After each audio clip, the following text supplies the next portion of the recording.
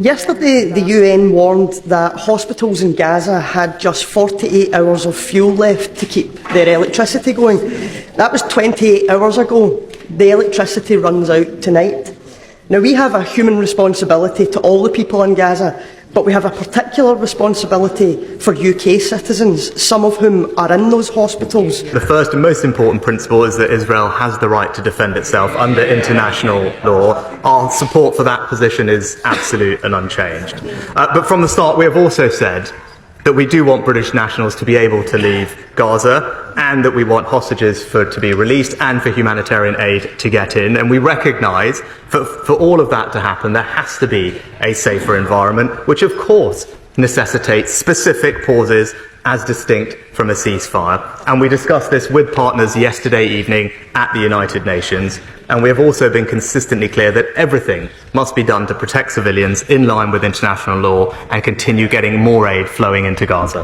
We do have to remember that Israel has suffered a shockingly... Hamas is responsible for this conflict and has the right to protect itself in line with international law. As the UN Charter makes clear, we will continue to urge the Israelis to follow international law, whilst we also have to remember that Hamas cruelly embeds itself in civilian populations. But we are doing everything we can to get aid into the region. I'm pleased to say an RAF flight left the UK this morning for Egypt, carrying 21 tons of aid for Gaza. We need a constant stream of aid pouring in, bringing the water, food, medicine and fuel that is so desperately needed. So we will keep up the diplomatic pressure. We've already committed £10 million of extra support to help civilians in Gaza. And Mr. Speaker, I can announce today that we are providing an additional £20 million of humanitarian aid to civilians in Gaza, more than doubling our previous support to the Palestinian people. It was a message delivered by a close friend and ally.